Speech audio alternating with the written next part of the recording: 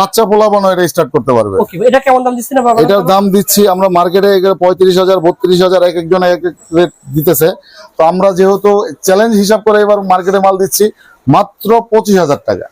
3 kilo একই same জিনিস, জি same জিনিস আপনার। এটা 2 কিলো, এটা 3 কিলো। আচ্ছা, সেলফ এবং কিক দুটো অপশন দেওয়া আছে। জি এই ব্যাটারি সিস্টেম, আউটপুট ইনপুট সব একই সিস্টেম।